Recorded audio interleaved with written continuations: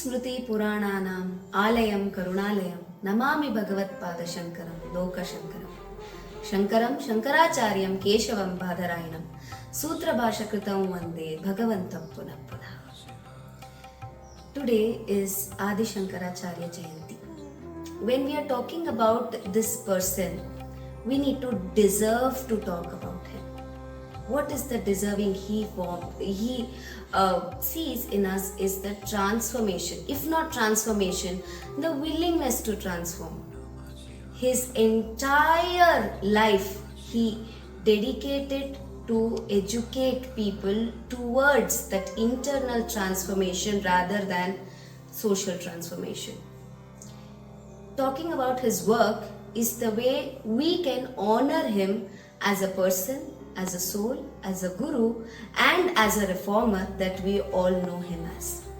Today, let us know more about him from Dr. Aham.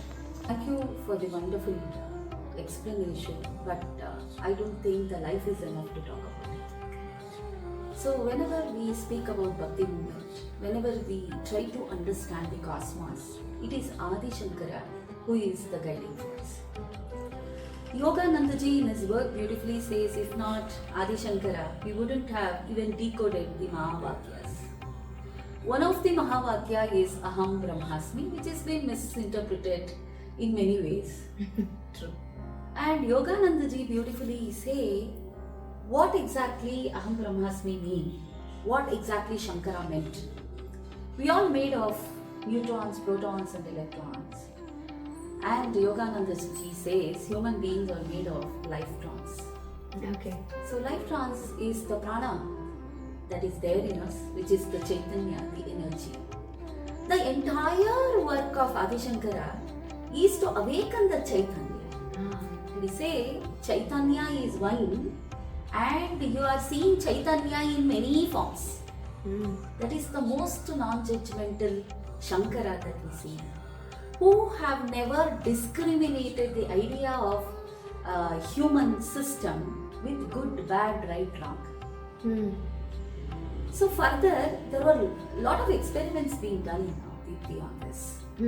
So there is an experiment which is very famous, research, that a human cell was being put into a machine which blows that into very big proportion. That is, this is called as accelerator. Okay, in this machine, the life particles move so fast that it will explode. One human cell was put into this accelerator. You could see exponentially bigger and more powerful than sun. If one cell has so much of power, what about a human being? That is what Adi Shankara meant when he said, Aham Brahmasmi. And there is no one who has worked as beautifully as Shankara did on illusion, Maya. And Maya is again interpreted in many forms, but the most scientific form that Adi Shankara explains that it is the space between the stimuli and the response is Maya. See, there is a trigger. I am triggering you, and you are going to react to my trigger. Okay. Don't you think there is a space? There is. If you delay in responding, you will not entertain Maya in your life. Okay. If you are immediately reacting to my triggers, that is when Maya is occupying all your thought process. Maya is there in your thoughts, in the way you process it, it is there in your emotions and there in your actions. So such beautiful work of Adi Shankara through his bhashyas for various Upanishads, especially Mandukya, which speaks about the Turiya state of mind. So we speak about a lot of times, we only talk about alertness. What is awareness is what Shankara teaches. Awareness is not just with your gross body, that is Sthula Sharira. Awareness is when you know your mental body, that is Sukshma Sharira, and when you know your Karana, purpose of life. So when you are in a waker state, what are the emotional bondings that can happen? And when you are in a Sukshma Sharira, what are the state of bondings that you can see, that the bonding with self happens?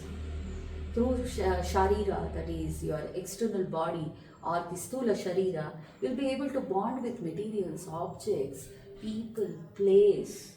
Correct. With Sukshma, the bonding happens with self. With Karana, the bonding happens with universe. And that is Shankara. So when you were saying about that stimuli and response, and when you're talking about thoughts, I couldn't help myself from thinking about REBT, which talks about that, a delayed response between stimulus and the trigger or the response that we make. So he himself has spoken about psychology, well-being, mental health without making it so evident. True. So, as a mental health professional you are, what is that one work that always inspires you or never fails to educate you? Every time you flip the page of that work, you learn something new. Yeah. That is his work on, teaching us what is life, cycle is, srushti, okay, and sthiti and laya. Most beautiful form that M.S. Subbalakshmi has sung very well, Bhaja Govindam. And he speaks about Jatare Shayanam. Exactly the Prashnottar Upanishad, the Bhashya, which is available in Brahma Sutra. There is a part of Brahma Sutra which explains about Garbha. That is when this inspired me a lot to write my book on Garbhopanishad or the Garbha Sanskar.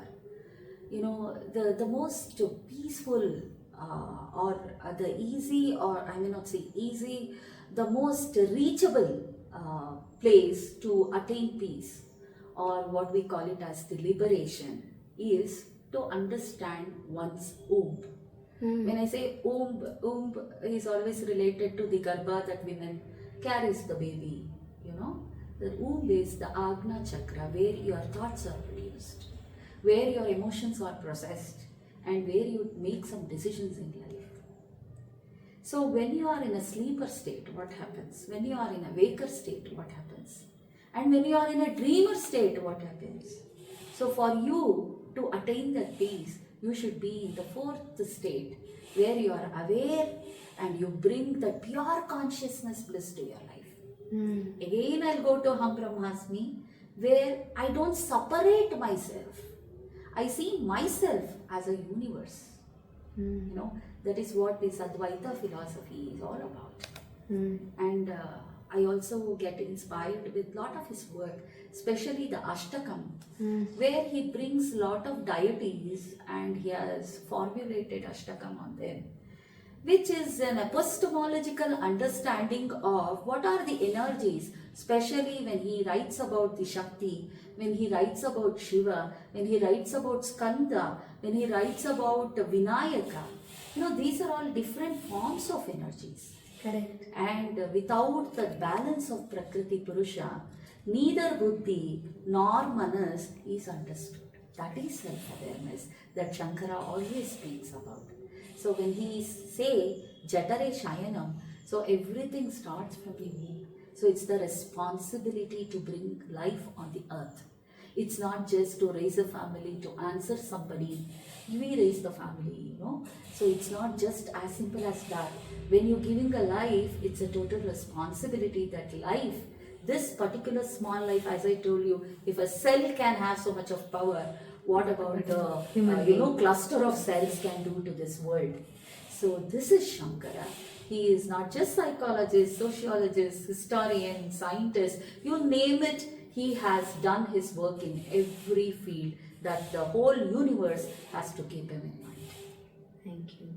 So I remember when Asha ma'am was talking about Shankara and his works, I remember one of a person who has done multiple research on Shankaracharya's life.